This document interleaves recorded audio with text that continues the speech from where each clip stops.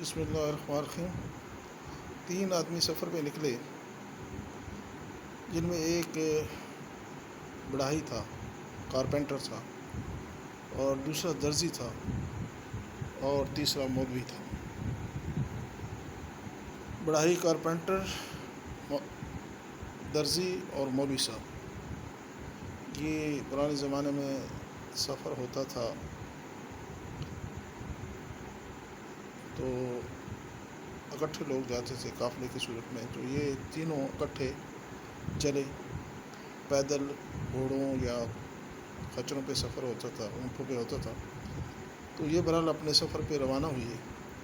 چلتے چلتے ایک جنگل میں پڑاؤ آ گیا، تو طے یہ ہوا کہ پہلے 3 حصے کرتے ہیں رات کے، اور پہلے حصے میں جو ہے وہ بڑھائی، کارپینٹر جاگے گا اور حفاظت کرے گا، اور دوسرے حصے میں درزی جو ہے وہ جاگے گا اور دوسرے 2 سوئیں گے، اور تیسرے حصے میں مولوی صاحب جو ہے جاگے گا اور پہلے 2 سوئیں گے۔ طے ہونے کے بعد جو ہے وہ مولوی صاحب اور درزی سو گئے، اور کارپینٹر یعنی بڑھائی جو ہے وہ بیٹھ گیا۔ بیٹھے بیٹھے بور ہونے لگا۔ اس نے دیکھا ایک درخت کا تنا، خشک تنا پڑا ہے، اس کے پاس اوزار تھے۔ اس نے کہا اس وقت کو فارغ بو رہا ہوں، تو اس تنے کو اس نے کاٹا اور اس کی تراش خراش کرنے لگا، اور کرتے کرتے اس کو ایک خوبصورت عورت کے روپ میں، جوان لڑکی کے روپ میں اس کو ڈھار دیا، بنا دیا۔ اب جب وہ مجسمہ جو ہے بت جو لکڑی کا اس نے بنایا تھا تیار ہو گیا، تو اتنی دیر میں وہ اس کا وقت بھی پورا ہو گیا، اور اس نے درزی کو اٹھایا۔ درزی اٹھا، اس نے دیکھا کہ ایک خوبصورت عورت جو ہے کھڑی ہے، تو اس نے کہا کہ ایسے وقت تو نہیں گزرتا۔ اس کے پاس وہ سوئی، دھاگا اور اوزار تھے، کپڑا بھی تھا۔ اس نے اس عورت کو جو ہے ایک خوبصورت لباس جو ہے سی دیا اور اسے پہنا دیا۔ جب وہ اپنا کام ختم کر چکا تو اس نے مولوی صاحب کو اٹھایا۔ مولوی صاحب نے دیکھا کہ ایک خوبصورت عورت کھڑی ہے، خوبصورت لباس پہنا ہوا ہے، تو وہ سمجھ گیا کہ یہ جو ہے اس کا بت جو ہے وہ کارپینٹر نے تراشا ہے، اور لباس اس کا درزی نے بنایا ہے۔ اب اس کے پاس تو کوئی ہنر نہیں تھا، تو وہ پھر اللہ کے آگے گڑ گڑایا، سجدہ ریز ہوا، نفل پڑے، اور اللہ سے کہا یا اللہ، ان دونوں نے اپنا اپنا ہنر دکھایا، اور جو ہے کارپینٹر نے عورت بنا دی اور درزی نے لباس بنا دیا۔ یا اللہ، میں تو اب کچھ کر نہیں سکتا، یا اللہ تو اس کے اندر روح مت۔ اللہ نے یہ تمثیل ہے، مثال ہے سمجھانے کے لیے۔ اللہ نے جو ہے اس کے اندر جو اللہ کے حکم سے روح آ گئی۔ جب صبح وہ جاگے، تینوں دوسرے 2 اٹھے تو دیکھا کہ خوبصورت عورت جو ہے بیٹھی ہے، انتہائی خوبصورت۔ اب وہ جو تھا بڑھائی، کارپینٹر، وہ کہنے لگا اس کا مجسمہ میں نے تراشا تھا، اور یہ جو ہے میرا آئیڈیا تھا، اس لیے اس میں میرا حق بنتا ہے، یہ مجھے دی جائے۔ درزی نے کہا وہ ٹھیک ہے، لیکن وہ اس وقت تک مکمل نہیں تھی جب تک اس لباس، اس کی ساری خوبصورتی اور جو سارا حسن تھا اس کی لباس پہننے کی وجہ سے ہوا، اس لیے اس پہ میرا حق بنتا ہے۔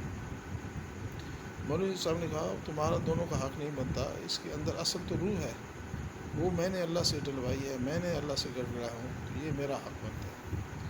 اور وہ دونوں تینوں جو ہے اس پہ لڑنے لگے،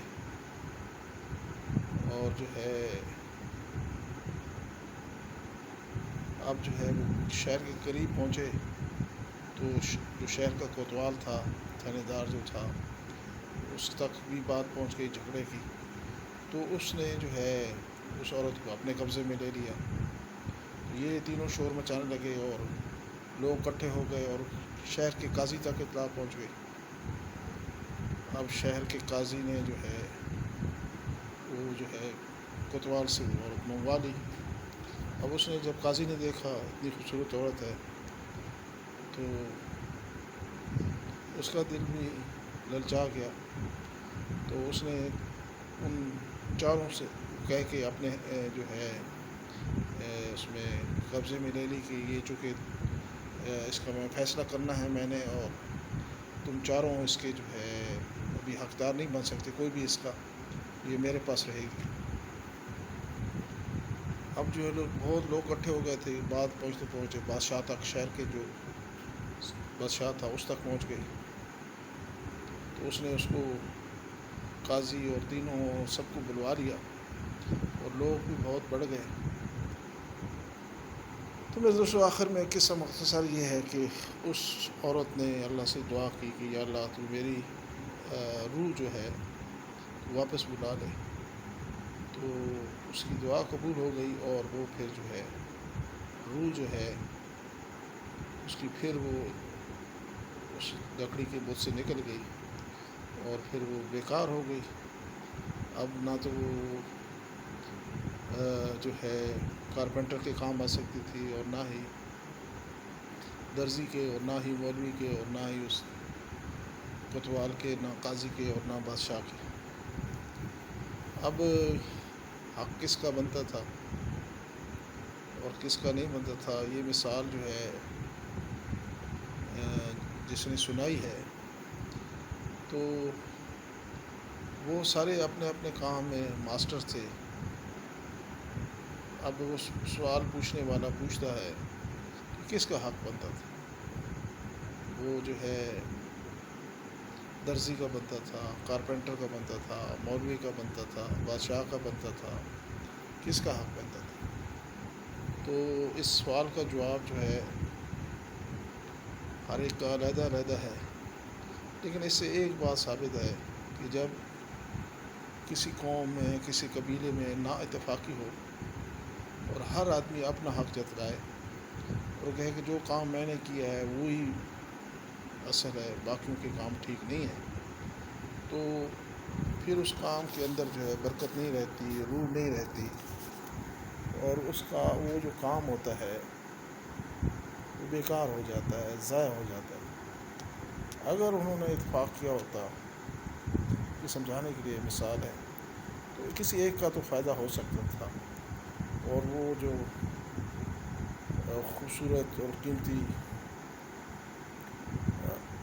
تھی، اثاثہ تھا، کسی ایک کو مل سکتا تھا، لیکن کیونکہ ہر ایک نے اپنی غرض اور جو ہے اپنی ہی لیے جو ہے اس کی اثار کسی نے نہیں کیا۔ لیکن دوستو مسلمان جو ہوتا ہے وہ اثار کرنے والا ہوتا ہے، قربانی دینے والا ہوتا ہے، وہ مشکل وقت جو ہے اپنے کو خود آگے کرتا ہے، اور جو آسانی جو ہے وہ دوسروں کے لیے جو ہے دوسروں کو آگے کرتا ہے۔ اس پہ پھر جو ہے اس کو پھر اللہ کی قربت ملتی ہے، دنیا کے فائدے بھی اسے ملتے ہیں اور آخرت کے فائدے ملتے ہیں۔ تو ہمیں بھی میرے دوستوں ہر حال حرام تھوڑی جو ہے اثار جو ہے اختیار کرنا چاہیے۔ لالچ، خود غرضی، اپنا فائدہ ہی دیکھنا یہ نہیں ہے، دوسروں کا فائدہ، دوسروں کی جو ہے، اور دوسروں کا سب سے بڑا فائدہ یہ ہے کہ لوگوں کو دین کی طرف لایا جائے، نماز کی طرف لایا جائے، آخرت کی فکر دلائی جائے، یہ سب سے بڑا ہے۔ اللہ مجھے بھی عمل کی توفیق دے اور آپ لوگوں کو